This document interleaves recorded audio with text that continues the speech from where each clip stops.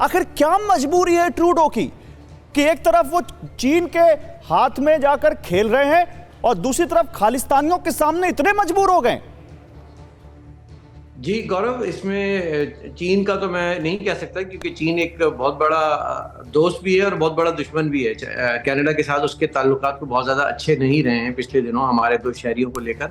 लेकिन जो Justin Trudeau की मजबूरी है और जो सवाल उठ रहा है, वो सवाल तो हमारे जहनों में भी उठ रहा है कि एक मर्डर को लेकर without providing any evidence to the nation, to the opposition party, to the members of the assembly, आपने इतना बड़ा इंटरनेशनल एक कियोस एंड क्राइसिस खड़ा कर दिया, जो अब हमें नजर आ रहा है कि जैसे जैसे आपकी इलेक्शन में, आपके पोल्स में पॉपुलैरिटी आपकी कश्ती डूबती हुई दिखाई दे रही है, आप कोशिश ये कर रहे हैं कि उसको थोड़ा सहारा मिल जाए, तो ये इस बात को तो समझ में आती है हमारे बात, क्योंकि अगर आपने कॉन्फिडेंस में लिया होता ये इतना बड़ा अनाउंसमेंट करने से पहले कि आप अपोजिशन लीडर को ही कम से कम, क्योंकि इस तरह के जब इंटरनेशनल मैटर्स होते हैं, एक नेशन दूसरी नेशन पे एलिगेशन दे रही होती है, तो आप पूरी अपनी कैबिनेट को कॉन्फिडेंस में लेते हैं, इंक्लूडिंग द अपोजिशन लीडर जो कि फ्यूचर के प्राइम मिनिस्टर बनने जा रहे हैं, पियर पॉलिवर। आपने उन तक वो तक शिकवा कर रहे हैं, पूरी जर्नलिस्ट फेटर्निटी शिकवा कर रही है, शिकायत कर रही है कि आप हमें बताइए तो सही कि क्या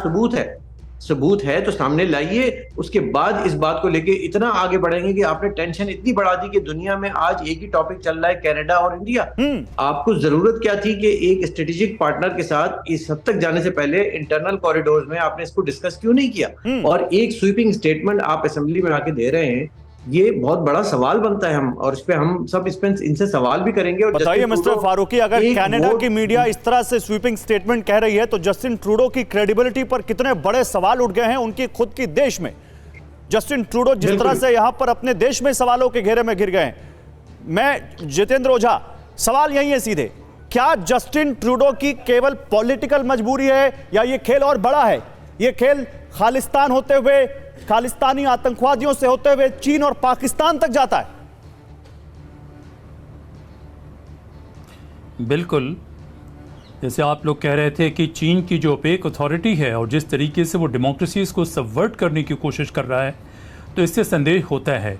लेकिन तीन बातें मैं कहूँगा गौरव। पहली बात कि किसी भारतीय ने उनकी हत्या नहीं की है, हमारे डिप्लोमेट ने, या कोई हिट स्क्वाड भारत से नहीं गया जो हमारे डिप्लोमेटिक चैनल से गया हो। जो वेपन इस्तेमाल किए गए वो उसमें भारतीयता का कहीं कोई नामो निशान नहीं है, कोई भारतीय इन्वॉल्व नहीं है, कोई फंड के ट्रांसफर के बारे में कोई भारत का लिंक नहीं है। इस शख्स को, निज्जर को, वहाँ की लोकल पुलिस ने 2-3 दफ़े वार्न किया था, अलर्ट किया था, और उसमें किसी भारतीय का कोई जिक्र नहीं है।